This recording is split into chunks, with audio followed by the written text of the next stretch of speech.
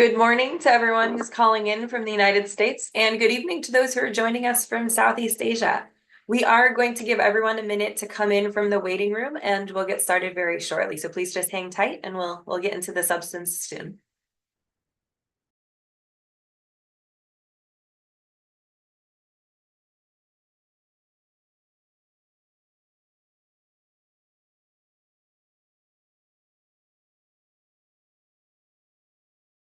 All right, I think most of those who are waiting already in the wings have joined, and I'm sure we'll continue to get people trickling in, but I don't want to make everyone wait and make good use of everyone's time today. So we'll go ahead and get started. So good morning, everyone, and good evening if you're joining us from Southeast Asia. My name is Courtney Weatherby. I'm the Deputy Director of the Stimson Center's Southeast Asia program, and I am going to be managing today's discussion on the value of data visualization to understand the ongoing impacts of the legacies of war in Vietnam, Laos, and Cambodia. So thank you everyone for joining today's discussion. We hope it will be informative. And most importantly, we do hope it will be interactive. So following our presentation of a new data tool in our panel discussion, we are going to have a good chunk of time for a question and answer session. And we do very much hope that all of you will participate, and we look forward to your questions and comments. So please feel free throughout today's discussion to submit your comments and questions into the Q&A box. But to get to sort of the substance of things and to what's bringing us together for the discussion today, as many of you know, the United States withdrawal in 1975 was the end of sort of the active US engagement in the region, but the impacts of the wars that were waged in Vietnam, Cambodia, and Laos did not end with the US withdrawal. Unexploded ordnance, bombs, missiles, grenades, and other munitions which did not detonate when they were used and which can still explode when they're disturbed at any point later, even 50 years later, remain scattered across the region.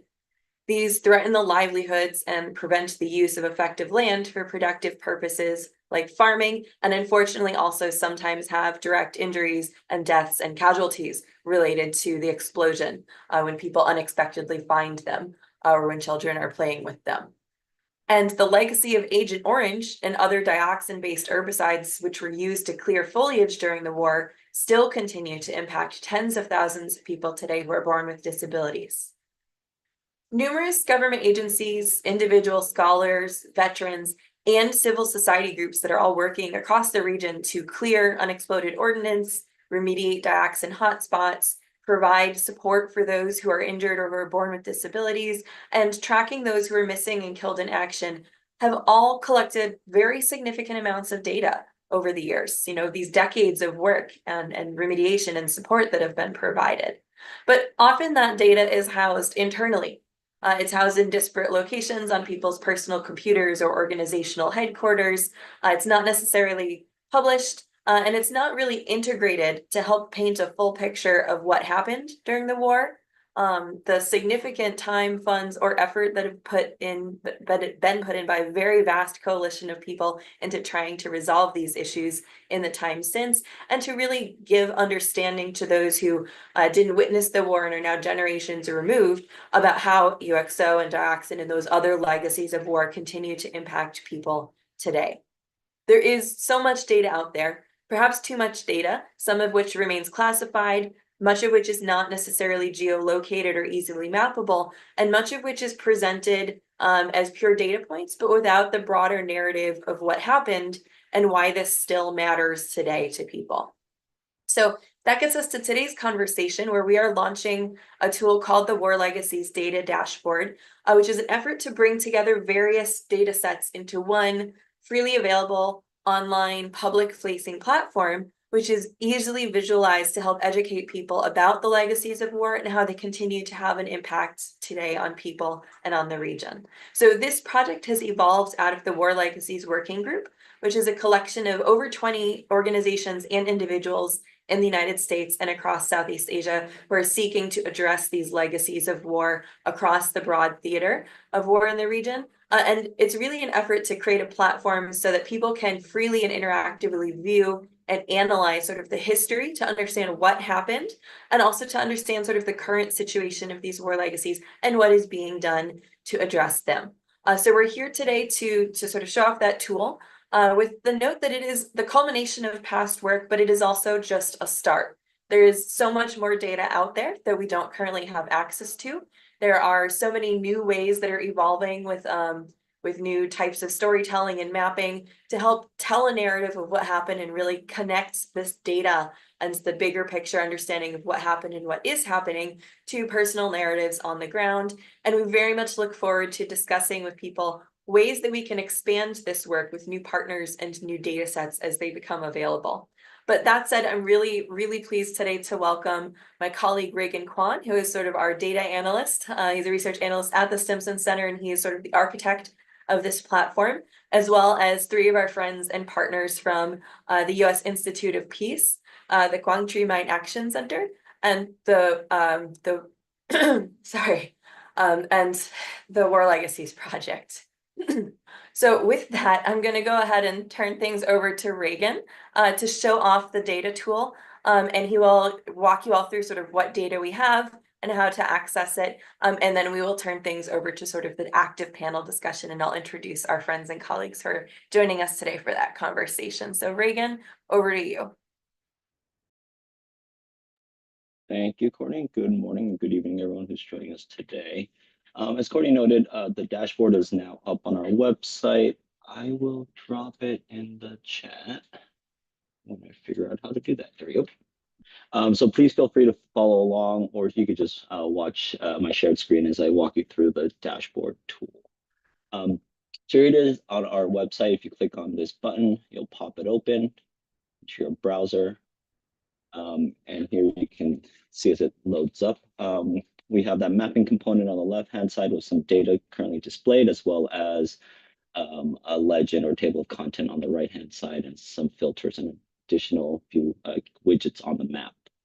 On the map right now, you're going to see these red dots. That is the bombing runs data set from 1965. So if you're to zoom in, you would be able to see a much clearer picture of the distribution of bombs dropped using the Thor data set that's publicly available for us. In addition to that, we also have some black circles here, as well as some lines if we zoom in really quickly. The multiple or multicolor lines that you're seeing here are herbicide sprays, as you can see on the right-hand side on the legend. This is showing or displaying herbicide sprays by agent type. So we have Agent Blue, Agent Orange, Agent Purple, as well as some unknown ones, and white. And they're all labeled here as well. And finally, we have a smaller data set here known as battle sites with known mass graves. So this is a personally collected data set, and it was shared to us so that we could display it on this map here, displaying battle sites with known mass graves. And we can also provide a few additional data points or attributes for each of the data set as well. If I were to zoom out quickly again, I can just show you just more data on that bombing runs. The bombing runs data set is a very large data set. For someone who's worked with a lot of data, this is probably the largest data set I've run into. And displaying it was quite an interesting endeavor, so to speak. At the moment, we've decided to, in order to fully display it or visualize it and place it onto a platform like this, it would be best to partition it down to years. However, it is not currently an interactive layer. It is just something you can use for display. So if I were to turn off 1965, you can turn on 1966 and see the distribution of bombing runs in this particular year. These are all layers you can also add on to each other. So you can actually see the kind of how the strategy of bombing in the region during the war changed over time. So if I can continue turning off from the late 60s all the way to the early 70s, you'll see that distribution has changed drastically. And it's something that you can continue to examine and look over for your own research or just interest. For the battle sites with known mass graves, if I turn that back on, this is, again, a limited data set, but it is an ongoing progress in terms of research and analysis on additional battle sites with known mass graves. This is one data set that we are able to interact with. If you were to click on this filter button here, it'll drop down some options for you to filter the data set by. For example, we can select specific years in which battle sites or battles occurred. So if I just did 1968, you'll see that the data has filtered itself. And these are all interactive, so you can continue to add additional uh, filterable attributes. For example, here's the province. I think this would work. Um, okay. Let's turn up the years. We'll do it by province here. Oh, that's a bug that I'll have to fix. Okay, sorry about that. And then we also have additional attributes at the bottom here. Next, we have herbicide sprays. This is a data set collected by Hatfield Group, which was shared to us, kindly shared to us by them. And here we can also filter through spray years, the herbicide type, as well as province and mission type. So for example, I could do the same thing where I could select by the early 60s, early to mid 60s. And you see the spray there, as well as herbicide type. So I can select orange. So here we're just displaying Agent Orange sprays from 1961 to 1965. And then once you're finished with it, you can reset all the filters so that you can display everything again. In addition to that, we have some provincial level data sets. With the type of data that we're working with for this specific topic, it can often be difficult to get very detailed data sets like what you just saw earlier. Sometimes we are left with more aggregated data. In this case, this is the whole area of province sprayed by herbicides. So each one here correlates to an area, which is square kilometers. So you see the darker the orange, the more area of that province that was sprayed by herbicides. We can do the same for percentage of province sprayed, as well as total dioxin deposited by herbicides.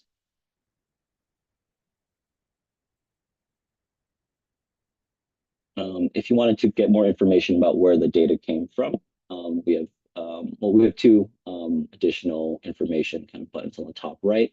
The first one is data information, where if you select that, it'll give you a pop-up of just where we collect that data, as well as where you can find that data itself. In addition to that, we have our frequently asked questions as well as contact information.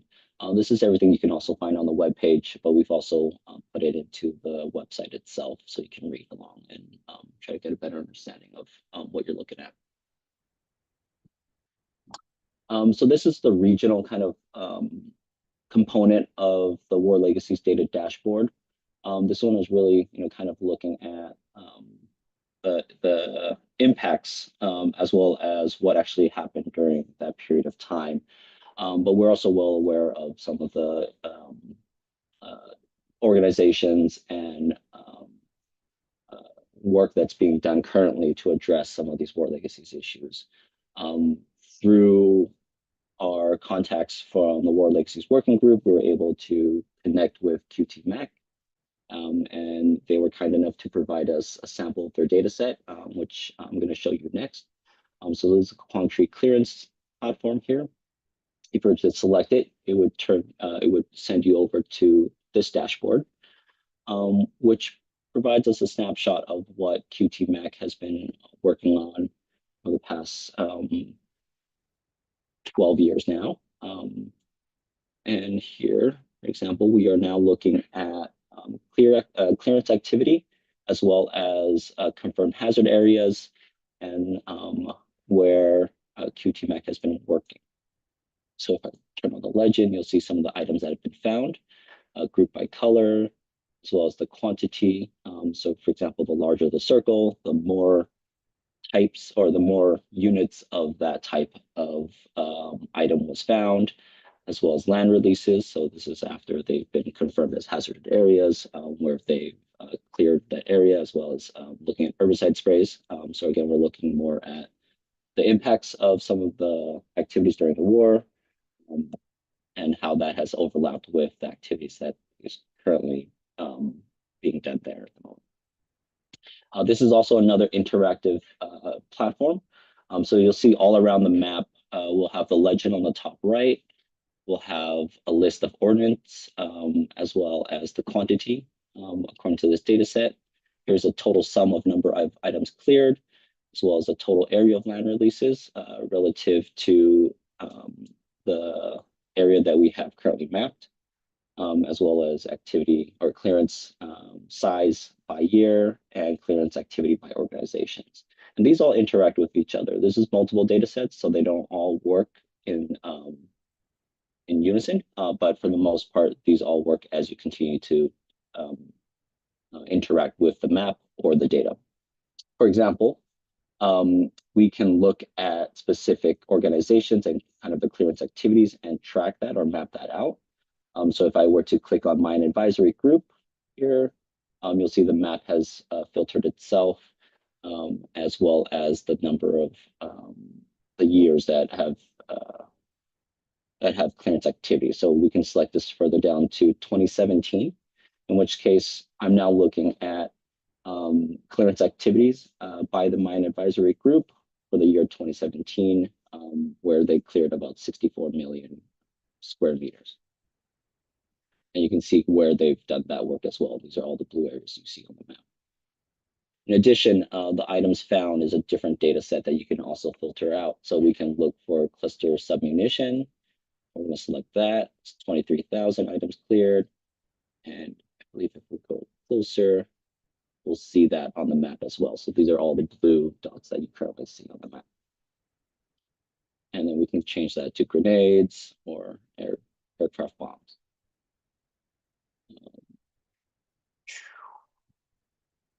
Finally, you can also select it on the map. So if you want to select just, let's say, these few locations here, you can select that, and then it will update all of the data for you so that you're only selecting the ones that you choose. This is, again, just a subset of not only the data that QTMAC provided, but also a subset of all the work that they're doing in the province. So, we're looking at this as kind of the first step forward in being able to showcase the amazing work that QTMAC is doing, as well as to provide another platform for people to really understand the legacies of the Vietnam War. So with that, I'll hand it back over to you, Courtney. Thank you. Sure. Thank you, Reagan, for helping give that overview of, what the dashboard is and how to access it, and a little bit about how to use it. So I think hopefully I'm seeing some questions already coming in from the audience. So I think we'll have a very robust conversation about how we gather data and who we're working with and where there's opportunity to expand this data set, because I wouldn't call it necessarily a work in progress, because this tool is functional and you can use it to do research and you can use it to access information and run search queries. But as I said before, there is so much data out there, so many different people are collecting it, and our hope is that as this becomes more well-known, that there's the opportunity to integrate additional data and additional partnerships into it. So I do hope that this is sort of the start of this data platform that has opportunity to grow and evolve over time, and also as the types of data analysis improve, as we see such rapid jumps with tech and access in recent years. So with that said, I am now going to turn things over to our panel of friends and partners on the call today, who are each going to share a little bit of insight into sort of the work that they're doing and how this type of data visualization is a complement to that work. So we're going to start things out with our colleague and friend Andrew Wells Dong, who's the senior expert on Southeast Asia for the U.S. Institute of Peace. So I think many of you probably know Andrew. He's been active on Vietnam and on issues in this space for many years. He currently leads the Vietnam War Legacies and Reconciliation Initiative at USIP. But before he joined USIP, he had over 15 years of experience with a range of international non-government organizations in Vietnam, including Oxfam, and Catholic Relief Services. And Dr. Welsang holds a doctorate in political science from the University of Birmingham and a master's in social change and development from Johns Hopkins SAIS. So Andrew, I very much am glad that you could join us, especially as I know you are traveling at the moment. So thank you for making the time while you're on the road. And I'm delighted to turn things over to you to sort of share some insights and comments. Thanks, Courtney and Reagan. U.S. Institute of Peace is happy to be supporting this data dashboard and to have worked with Stimson Center on it over the last few years, because having this data and understanding the scope of physical war legacies is a important step towards resolving it. And so USIP, as a public institution founded by Congress with a mandate to prevent and resolve violent conflicts, we see these physical war legacies as one of the main tasks in rebuilding U.S. relations with Vietnam, Laos, and Cambodia. And it's also become a basis for those relations to get stronger, right? There's been cooperation increasing over the years, as the dashboard shows, the part in Quang Tri about how U.S. assistance, as well as other countries and Vietnamese contributions, have led to the clearance of a part of the UXO that's still there, right? There's a lot more to go. So we have an interest in communications and public education about peace building. I think this dashboard does that really well. It can be used by researchers because it brings together these different data sources in a way that hasn't been done before, where you can see changes over time. We can see how herbicide spraying relates to bombing and the other data sources that are there. I also think that especially the detailed Quang Tri data will be really useful for people who are practitioners, who are doing development projects there, or other places in the region, to see, oh, actually, yes, this area was sprayed, and we can see when that was and sort of how much it was. So we're part of the War Legacies Working Group, and I think it's a good example of cooperation between government and non-government agencies, and between the U.S. and Vietnam and Laos, and we hope more with Cambodia too, right? So the fact that the Quang Tri Mine Action Center is part of our group here and has contributed to this, I think is really significant too. A few connections to USIP programs that are here in this dashboard. One is the mass graves data set, which comes from a U.S. veteran, Richard Magner. Rich, I don't know if you're on this webinar. He and a team of others in the U.S. and Vietnam have put this data together on their own independently. And it's not just data about points. It's very detailed photographs, witness data, evidence about mass grave sites where North Vietnamese and Viet Cong soldiers are buried. Their work has already led to the identification of several mass graves and excavation of remains. Last month, Rich and several of his colleagues were with USIP in Vietnam. We visited some of the sites that are on the map, and there's a lot more to be done there. So that's a really important initiative that's linked to the U.S. government's program to help Vietnam find its missing from the war. And that also links to the longstanding ongoing U.S. MIA program, because where these mass grave sites are also where battles happened, and there may be links to American remains. Second, USIP is involved in developing a new permanent exhibit on U.S.-Vietnam post-war cooperation at the War Remnants Museum in Ho Chi Minh City. And in that exhibit, we're planning to have a big interactive map on a screen in one of the sections. that will be designed especially for the museum, but will draw on this data dashboard as a source. And so, the Stimson data team has already been in touch with the museum design experts that we're engaging with. So this will be, not just on the web, but also shown in the most visited museum in Vietnam in some form when that opens next year. And third, USIP is now in the third year of a youth dialogue program between the US and Vietnam, and we've had several with Cambodia also. This summer, there are 30 some young people from the US and Vietnam who are part of a youth leadership forum. They are forming their own groups, developing collaborative project ideas that are online. So I think we'll see some of this data from the dashboard being used and referred to directly in one or more of those projects. And I think that's just a way of how once this data is out there, it'll be used. People will add to it. We'll find ways to spread it around. I really hope that now that this is launched, we can add more data, especially from Quang Tri and other provinces in Vietnam, also from Laos and Cambodia, where there are long-standing UXO and mine clearance programs, that we can show the progress that's being made. Sometimes the problem seems so big, there's no way to clear everything, right? But when we look at what we're seeing in Quang Tri is actually just one district on the map, Cam Lo district. There's been a complete technical survey. There's been a lot of clearance done there. And if we can add other districts, we can see the progress that's being made there too. And our colleague from Quang Tri will say more about that.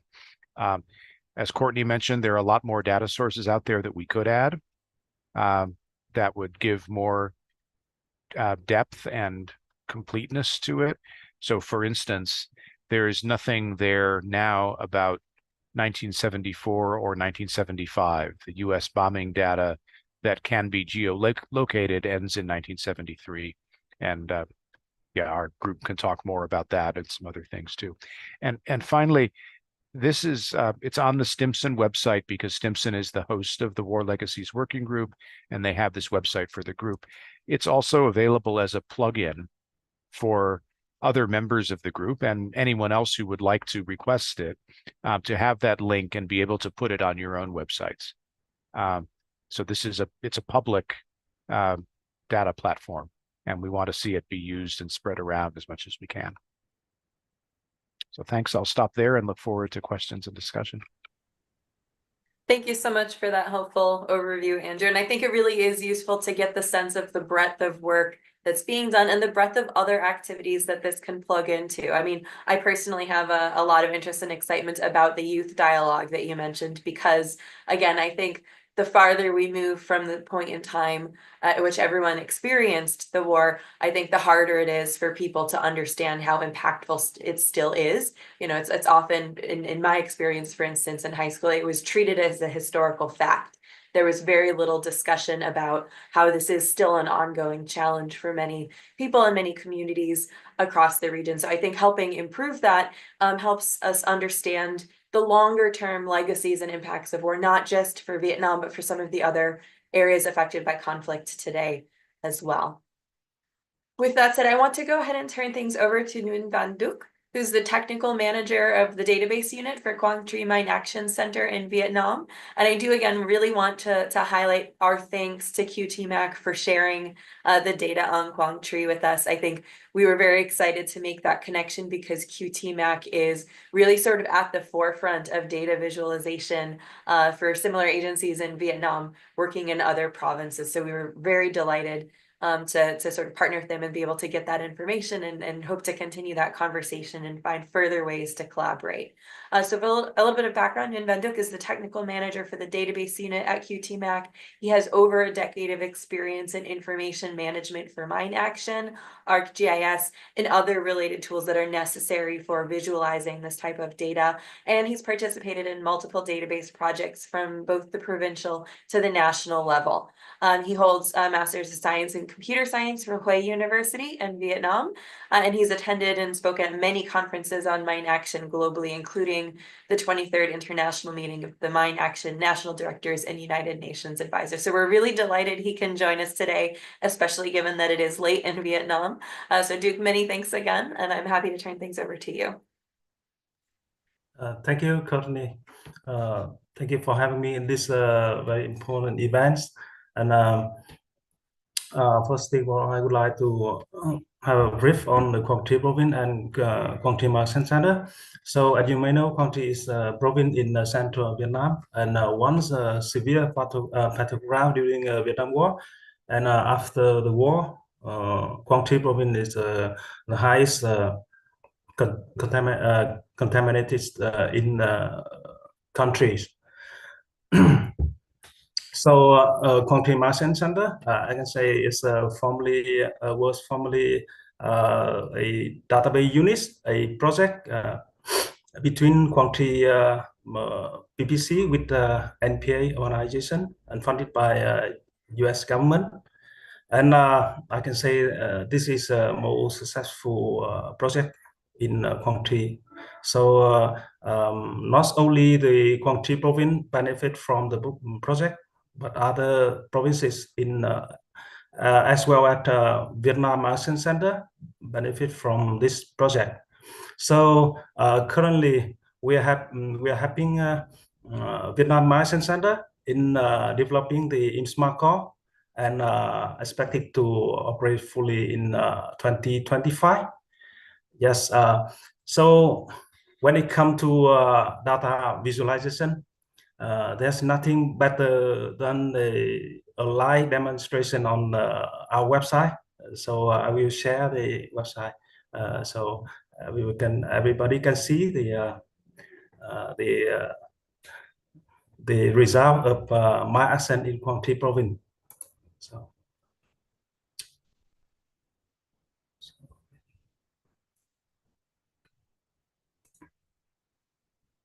Sorry.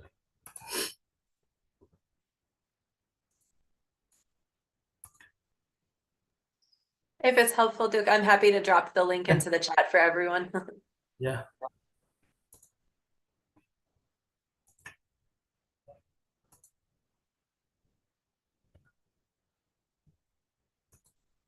You see the screen, share screen?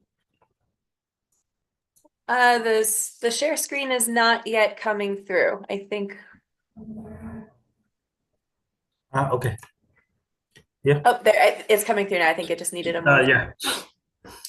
Yeah. So like your Brilliant tool, we create the and share publicly the my action result with the people 10 years ago since 2013.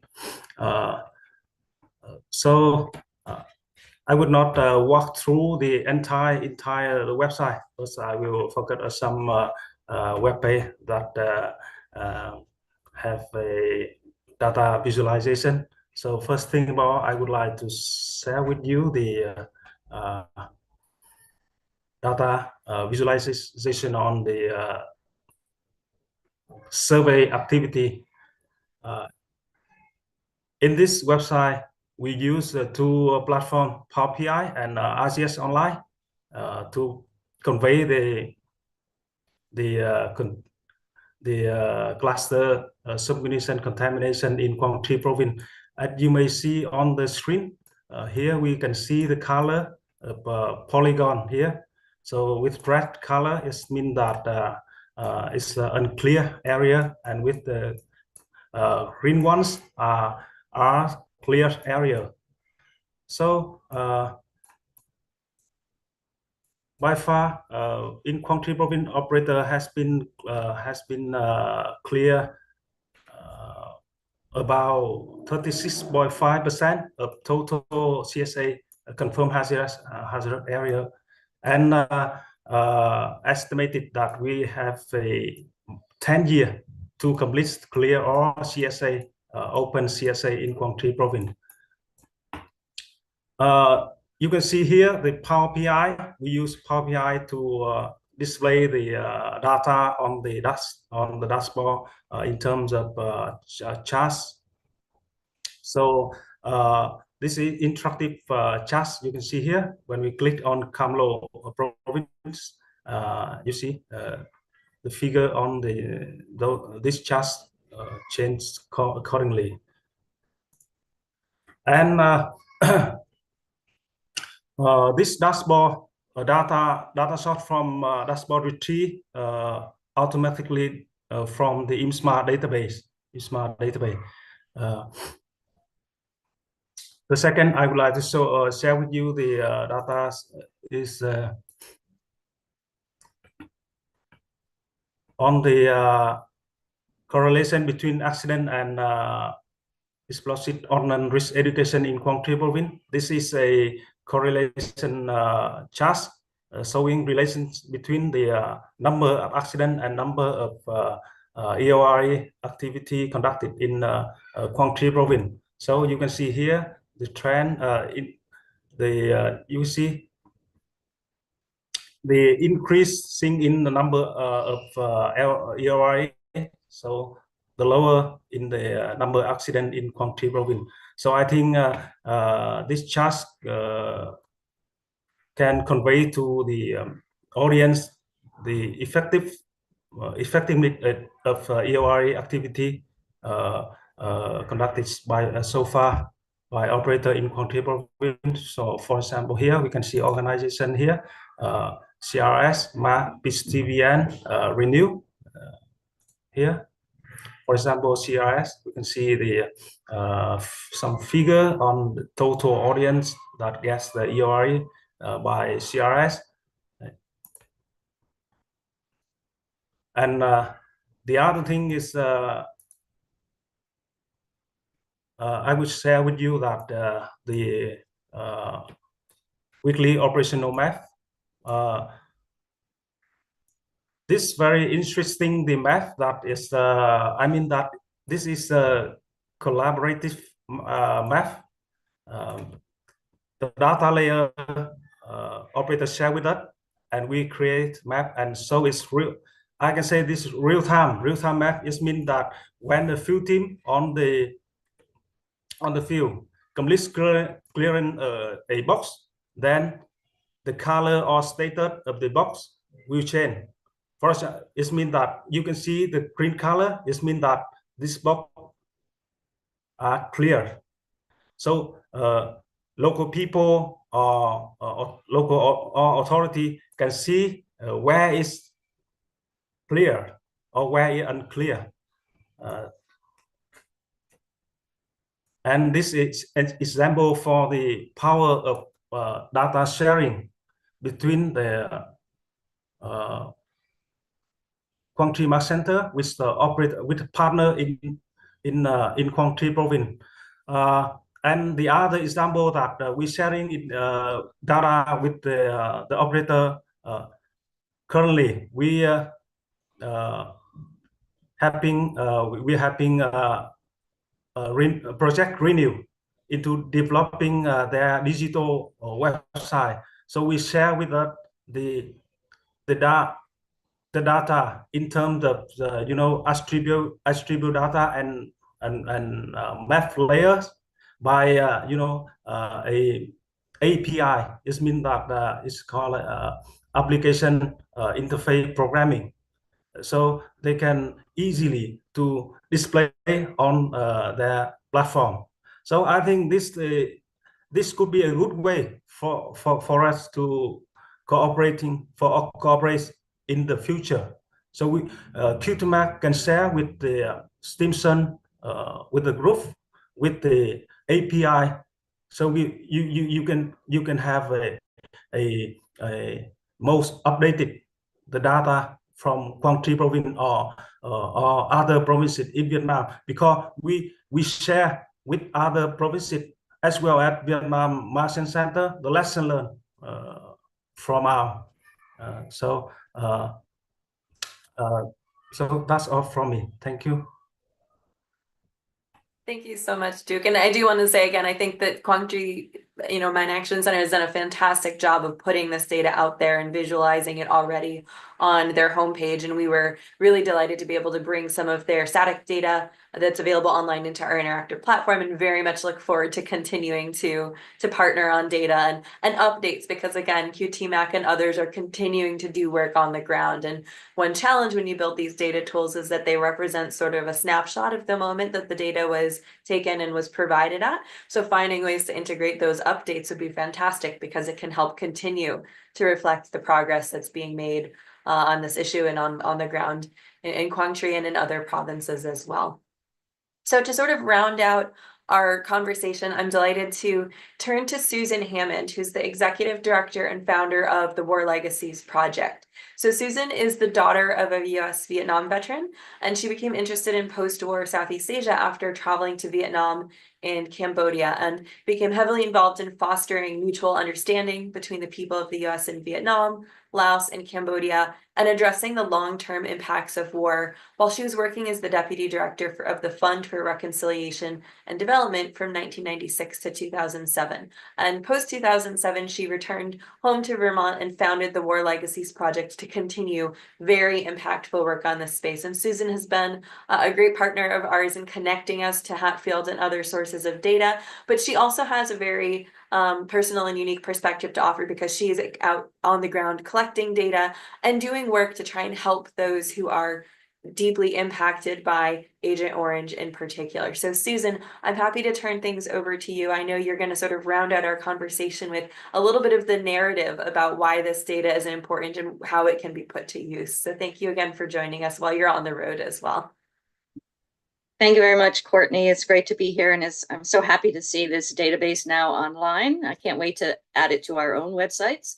As Courtney said, WLP has been working to raise awareness about the long-term health and environmental impacts of the war in Southeast Asia for about 20 years now.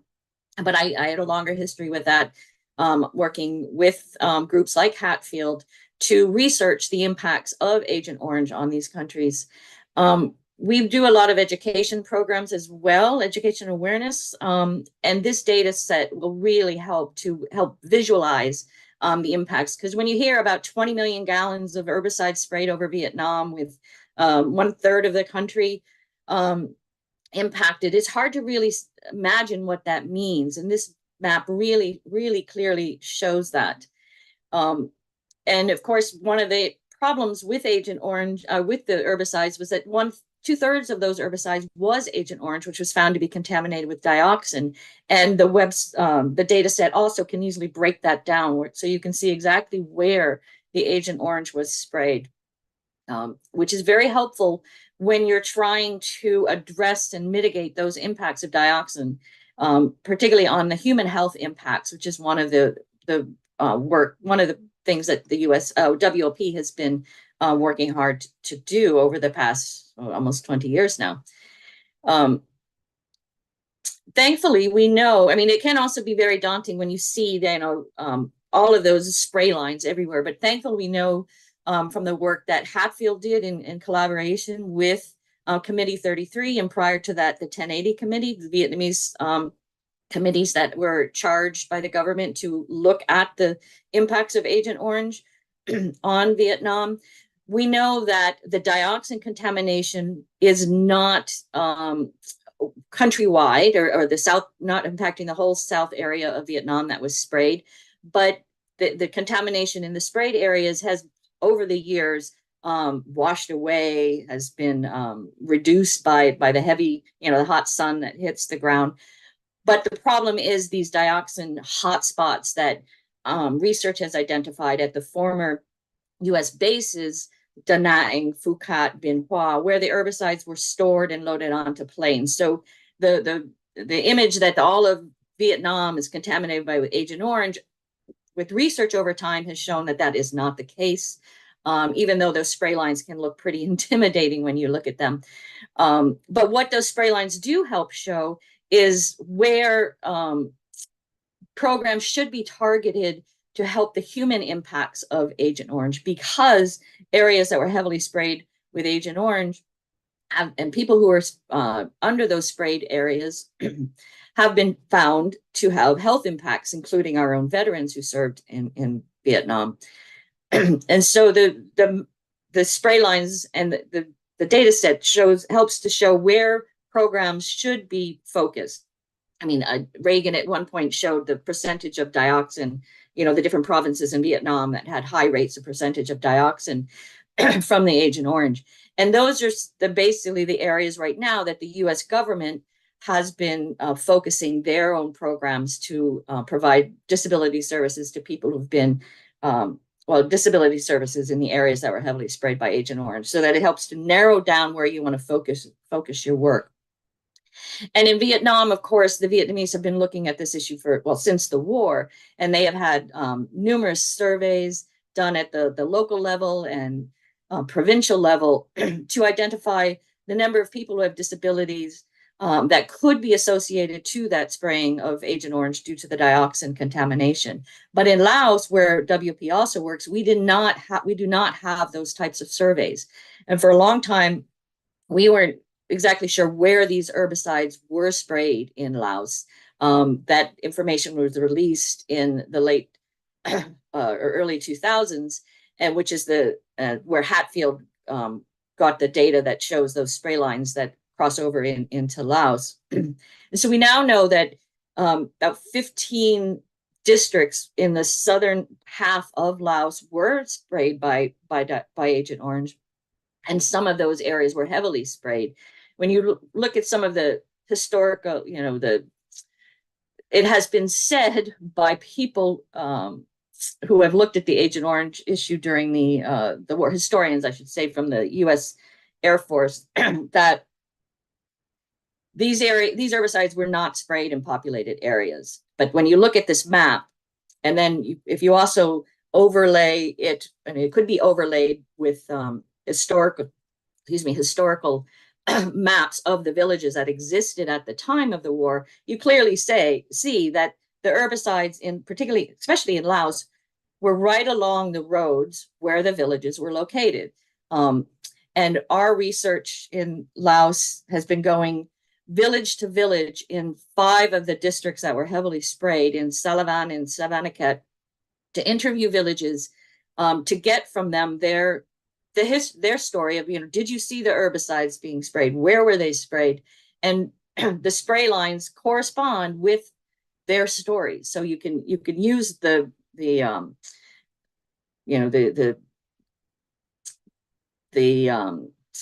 stories that we're hearing from the villagers who were alive at the time of the war and correlate them with where the spraying took place. That's another sort of data point of on the ground proofing that these herbicides were in areas where people were located. Unfortunately, in Laos, we did not have any surveys of any potential human impacts of the herbicides used during the war. So starting in 2018, WLP surveyed the first time 126 villages, and we were that were within 5 kilometers of the spray runs, and we found that they had rates of disabilities that were at the same, or in some cases higher than the rates of disabilities that you found in the villages that were sprayed right across the border in Vietnam. At that point, the U.S. government was not funding any programs to provide disabilities in this area that was heavily sprayed in Vietnam, like they have been doing in Vietnam since 2007, 2008. So we are able to, with our surveys, show that that the herbicide spraying had an impact, continues to have impacts on the people who were on the Laos side of the border as on the Vietnamese side of the border. And the U.S. has to rectify that by providing services to both populations. And thankfully, since 2022, the U.S. has begun to start providing some funding to address disabilities in areas that were sprayed with Agent Orange in Laos. Those projects are just starting, we hope, in the next few months. It's taken a while to get them going, but we are able to show with our, going village to village and hearing from the population, both the stories of the spraying, and showing that spraying took place in their villages and that disabilities were occurring, to able to combine all of those pieces of information to encourage the U.S. government to finally act. And much more needs to be done on that area, of course. But we also know that these spray runs are what was recorded by the U.S. military in their ranch hand program. It's not, we had heard from villagers of other spray runs that were not in those records.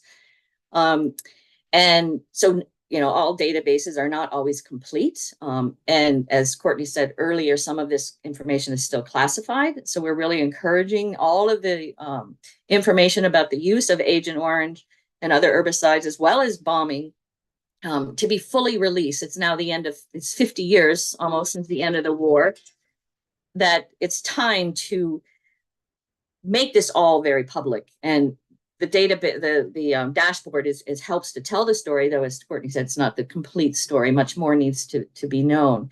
Another thing I wanted to mention was the historic database. It tells part of the story. We are also working with a researcher in Scotland named Philip Barthelm, who is looking at the historical satellite images taken shortly after when the spray ones happened, and he can look at use the database to see the spray lines, and then georeference those satellite images on top of that, and you can clearly see if the satellite was clear and it was within a short period of time after the spraying, you can actually see where do the spray lines line up. And as we suspected, the spray lines are off by several kilometers in many cases, sometimes even more. But Philip is able to show exactly where that spraying took place, where the defoliation occurred. And so that's another data point that maybe in the future can be added to the database. I'm going to end here because I want to get into the discussion and the questions, but just it's so great to see that this is online, and that I'm really looking forward to other people providing input and data that we can add to. And for me, it's really important to, use that historical data to give a big broad picture, but what we do at WLP is to really narrow down on the ground to both get from people what the impacts have been, but more than that, to start helping them, to start mitigating those impacts, to start providing the services that are needed for people who have, particularly for those who have disabilities that could be associated to Agent Orange. So thank you. Thank you for that, Susan. And I think that ending point of sort of finding ways to make sure, again, that we get to the human element of what this data tells us is quite important, and I think, and is definitely one of the broader goals of the project. So I'm delighted to see that we've had a flood of questions coming in. I will note that we've had a couple of good suggestions already come in for sort of questions or suggestions for data inclusion, such as, for instance, including existing and available ethnicity data to sort of highlight in particular areas which ethnic groups might have been or are still affected. And I will say we don't have that in the data set right now, but that is something that our team has incorporated into other data tools that we've done, where we were looking at, for instance, the Mekong Infrastructure Tracker, just looking at infrastructure development, did have some ethnic data included. So I think some of those data sets on socioeconomic indicators, ethnic indicators, and others are things which, if they're available and already mapped, it's relatively easy for us to potentially incorporate as a visual layer into this data set. So we'll definitely make a note of that. We do have a number of other questions, some of which are quite broad and some of which I think are targeted at some specific questions. So I'll go ahead and start working through some of these and I'll answer those that I can, but I'm also going to sort of direct some of these questions and comments to those on our panel here who I think may be better situated to answer them based on their own expertise and their work getting access to data in the past. So one question came in asking whether Stimson has also been coordinating with Quang Binh Database Coordination Unit for similar data as what QTMAC has provided. So I can say currently we have not done that yet, but we very much hope to. Our goal with this data dashboard really was to essentially get this up with the data we currently have available as a bit of a proof of concept to sort of show what can be done, to show the value that it adds to the conversation, and then expand from there. So now that we've got this, we hope we can expand to incorporate potentially additional data from other areas in Quang Tri, and then potentially engage with some of the other provinces which have collected data and have similar data visualization available. I think we could say certainly the same thing for engaging with database units in Laos and Cambodia, which are also collecting data here. I think one aspect of this need to build a proof of concept is that oftentimes geolocated data can be quite sensitive, and there are conversations that need to be had with data providers, and also to consider sort of national laws about data sharing and data privacy to get, make sure there's clarity and understanding on what level of specificity can and should be involved. And that might differ for different providers of the data. So we want to make sure we're moving thoughtfully and in a way that can contribute useful comparative data across different localities, but with respect for those who have collected the data and are required legally to manage it in the home country. So that is an area that we hope to continue engaging on and continue building partnerships with, both with government agencies that manage it, but also sometimes with some of the groups on the ground that may be doing activities. So I will also note there's a question about whether this was elk-based. So I'm going to actually turn it over to Reagan very briefly, just to talk about which data tools we used, because most of our work is using ArcGIS, but Reagan might want to talk a little bit about sort of how he developed the platform and what other inputs there were for developing the tool. Yeah, so this tool was based in ArcGIS, similar to what Doc and QTMAC have been doing on their own platform.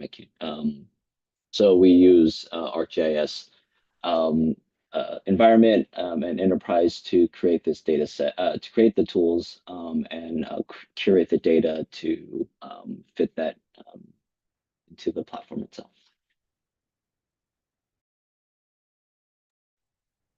Thanks, Reagan. So I'm going to go through and try to summarize a couple of the questions or combine a couple of them just because we have a lot and I don't know if we'll get through all of them. But there's one question I think is a broad question and is an important question to answer. And Susan and others on the conversation have hinted at it, but I think it's worth maybe answering from any who are interested. And that's a question: what other existing data sources do you not have access to? Are there still sources that are classified by the US and or Vietnam or other governments as well? And what are some of the steps that we need to take to those? So Susan, I know you've done a lot of FOIA requests and efforts to sort of get access to classified data. So I think you might be best positioned on the panel to talk about where there are still gaps in US government data. And then I'm happy to share some thoughts on other types of data that are difficult to integrate into the platform as it is currently, or which we just don't have access to.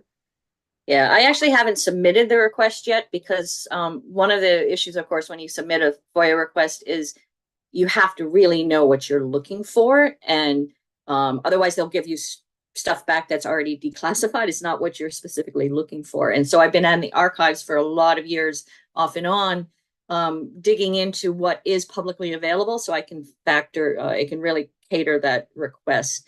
But one of the frustrating things, if you've ever done research in the archives, is you get this folder and you think, great, this is it. This is the information. I really think this is helpful. And you get that pull sheet. This has been declassified. And one of the things I've been looking at is the bombing of Cambodia, for instance. And it's helpful that you have where the bombing runs took place. But the data, even the big gigantic Thor database that this information this set is relying on, it doesn't show you the trajectory of that bomb run. And that's very important when you're trying to clear, because you might get a large circumference area of where that bombing occurred, but you really want the direction the plane was going and the start and end bombing run. And There is a database that's available that the Joint Chiefs of Staff had for at least the Cambodia bombing that I'm looking at, and that is still classified. And so that would be really, really helpful if that type of information was declassified. And again, for the spraying of herbicides, we don't know how much spraying was, or if any spraying was done in Laos during the secret war that was conducted by the CIA. We have anecdotal reports from Air America pilots about spraying, some of the spraying that they did, but we don't have the full story. Same with ranch hand pilots who were sent to Thailand for undercover spray runs in Laos. We don't have that complete picture. So if that information could be released, that would be very helpful.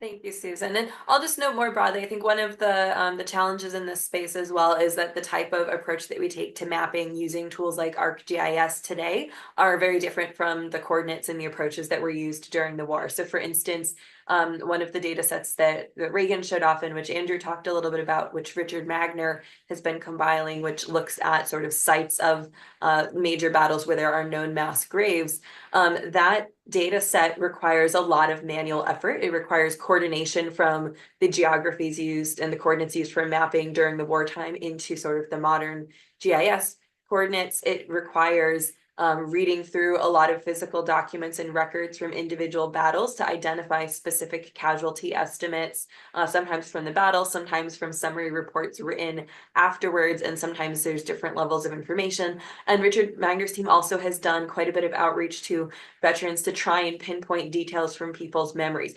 You know, as with many of the other data sets that are out there, these things often exist, but they're in disparate locations and they may not necessarily be in a format that is readily and easily converted into sort of this online digital platform. So I think there's a lot of data out there, again, in the historical records and documents, but it takes a lot of time and effort to translate that over. So that is sort of one other aspect of data sources, which currently are not included. And one other aspect of that is there are many individuals and scholars working on this, and probably also a number of organizations on the ground that may have access to data, which may or may not be geolocated in sort of the current format, but it's not necessarily shared. You know, that's often used for internal reference, or it's used for personal scholarship, and there isn't necessarily a clearinghouse to share all of that information. So a lot of the data that we have access to is based on either the fact that it's been published publicly, or that we were able to sort of get access to it by asking around and making connections with people who, once they understood what we were trying to do, were willing to share their data. So I do think, again, one of their hopes is that now that this tool is up online in sort of a functional format, that people will find it, that we can make more of those connections, and we can find additional data sets to bring in. And even if it may require a little bit of formatting work on our part, some of these data sets might be things that are essentially ready to go and easy to transfer over. So in terms of other questions, we had one good question from Abby Steve asking, have there been any surveys in Cambodia? She noted, looking at the data sets from the spray lines that we have, there were a lot of heavily sprayed areas right on the border. Susan, I know that you've done a little bit of work on sort of surveying, so I think you might be best positioned to talk a little bit about the current state of knowledge in Cambodia on dioxin sprays. Yeah, just as in Laos, in Cambodia, we don't know of all of the spraying that possibly could have taken place there. Andrew wrote a piece, oh gosh, maybe 20 years ago now, Andrew, about what happened at the rubber plantation spraying that took place there. I'll send the link to Courtney at some point. That's the only sort of real research I think that has been done to date on some of the herbicide spraying that took place in Cambodia. I've been doing interviews along the border on the Cambodia side of the border. One of the problems, of course, with Cambodia is that population was very mobile during the war and just after the war during the KR period. So it's really kind of hard to do surveys of the health impacts in those areas because there was such a lot of many other complicating factors due to the history of Cambodia. I mean, one of the things that I suspect, again, the database shows you, is how close to the Cambodian border this spraying happened. So there is the possibility, of course, that spray drift occurred from the Vietnam side of border into the Cambodian border, and there's actually, you know, historical weather patterns that you can look at, you know, which way the wind was going. You can look at that to see if that's a possibility that occurred. But we really do not have a lot of information about the spraying in Cambodia or the long-term potential health impacts. Thank you for that, Susan. And I do think that one aspect to consider here as well, and this may or may not apply to sort of the spray data specifically, but again, one of the challenges in working with geospatial data is that different countries have different laws about what can and should be shared publicly. So some of this information might be available if there have been surveys done by local stakeholders. Like in Cambodia, for instance, there's a lot of survey work I know has been done on UXO. It's not necessarily complete. I know every so often you will see sort of a news headline that a new area has been discovered. I think earlier this year, for instance, there was a school that had to close its grounds because they discovered a significant area that needed to be cleared of UXO that had not previously been known, or mines that had not previously been known. But one challenge is that a lot of that data might be known in-house to the government agencies that are required to collect it. But when they report on it publicly, they're sharing summary data, and there might be limitations on what they can share with groups that are not directly involved with clearance. So again, it gets into broader challenges and conversations about privacy and data sharing, and you know, what data can and should be shared and what data cannot legally be shared inside individual countries. So that, you know, certainly this is a sort of a global challenge as we move into this era of big data where there's so much more data available and sensitivities abound around some of it. But that is sort of an area that has to be negotiated with individual data providers and individual countries.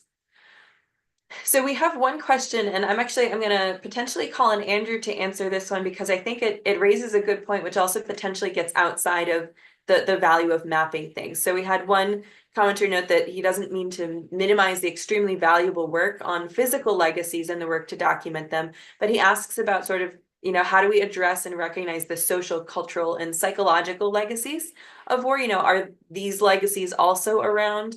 How have those been changed by new generations and repopulation and movement inside the country?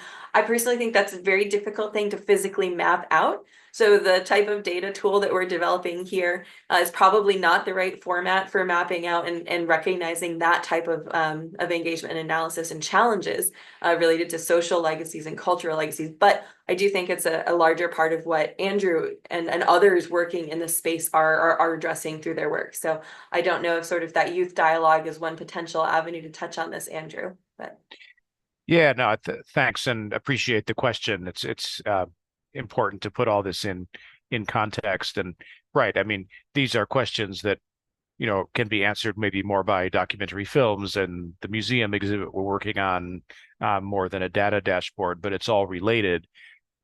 First of all, because the physical legacies themselves have social, cultural, and psychological impacts on the people who are injured by them, on the families of victims, on people in the communities that are affected, right?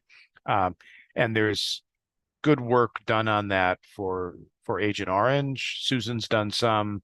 A recent book by Diane Fox about Agent Orange stories that I recommend. Also a report that USIP published last year, I'll put a link to in the chat.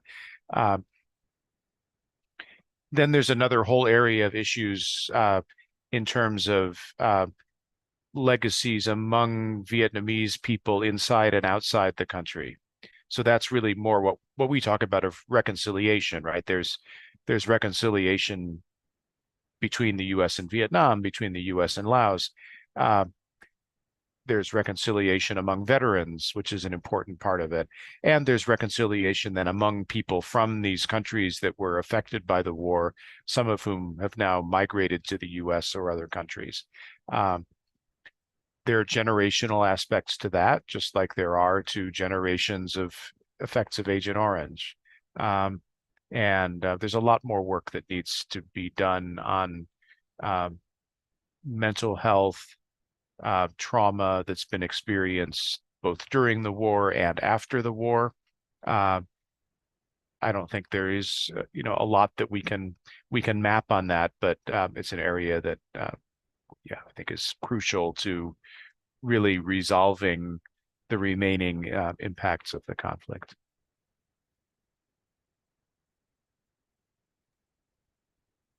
Thank you, Andrew.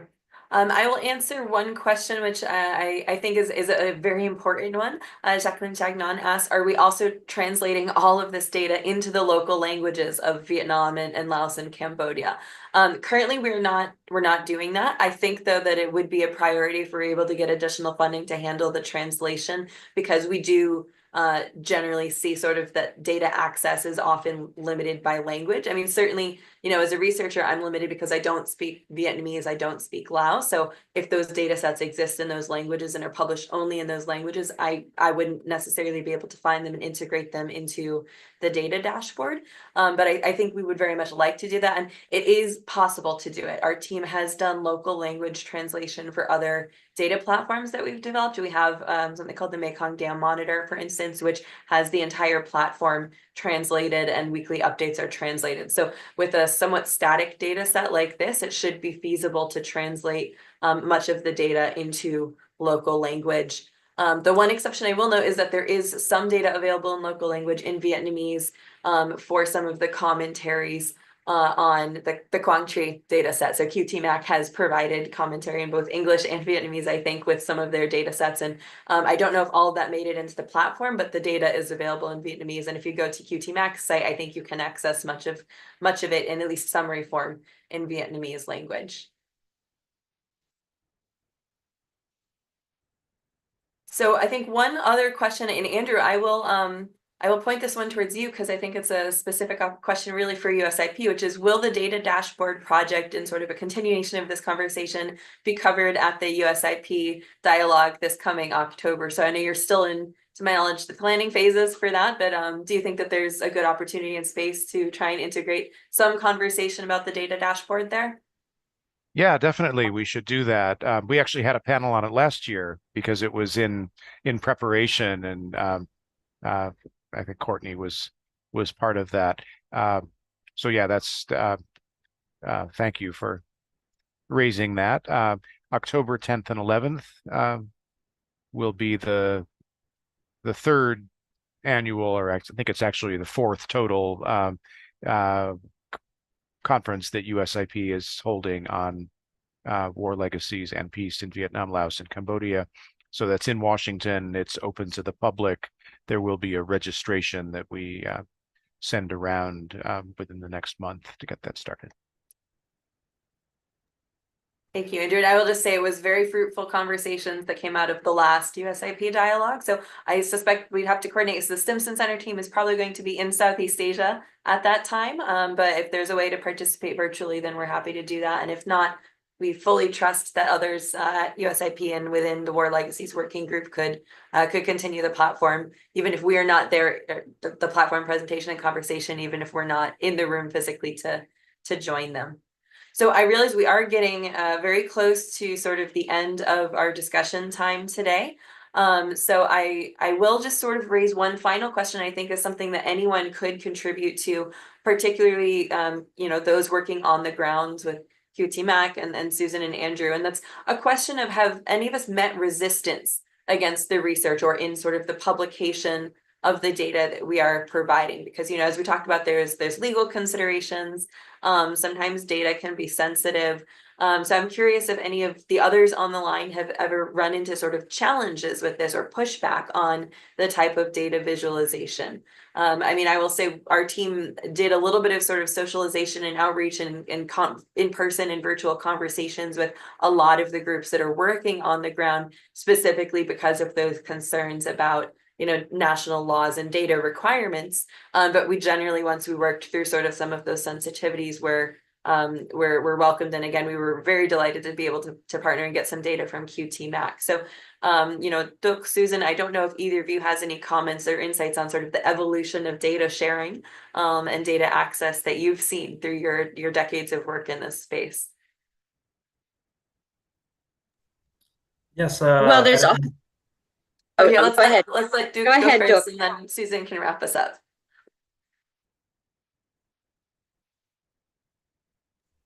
Okay. As I mentioned before, so we can have a lots of good way to share the data or information between the QTMAC with the Stimson and other project, other organization as well by API or right now is API is a good way to share. So we Stimson and QTMAC we can go forward by this way. So data visualization is a role among a lot of important role of information management in Quang Tri province. So beside the visual data visualization, we have a lot of roles information that we empower the mine action in Quang Tri province. We bring the operator with the data, with the method, and with the information. So, for example, we have a operator in Quang Tri province with historical data, Bobby data US, with the my action data, CM found by CM item found by UD spotted, and disclassify historical images by US on the earthgov website. So we provide them with the method to prioritize to find or prioritize the area to conduct clearance first in the confirmed hazardous area by buffer the CM in the mobbing data with the buffer of CM found by the explosive ordnance and take intersection, and they can focus on those area by looking at historical data to make sure that that the ability of 5 CM in the intersection area. So or the other example, like we create a prioritization model based on the data layers, include the land use layer, my action layer, traffic layer, and we create a model like a model created by GICHP. So we testing in Quang Tri province, and we can get a list of prioritize the CSA, so we can coordinate the organization to clearance those the high prioritize and medium and lower and something like that, and lots of things. We empower my action activity operator, and I think the most important thing that we can use the power of data, of information, to bring operator the good way to make sure that their activity effectiveness and efficiency, that kind of thing that we are doing in Quang Tri province. Not only coordination, we provide them or we empower their my action data.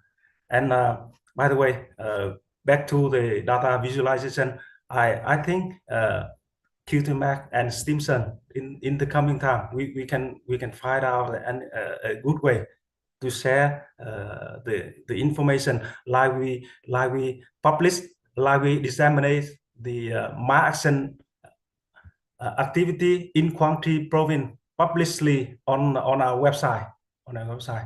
So I think it's very good if we can bring the transparency. Everything transparency is to make sure that our activity is better. Yes, thank you.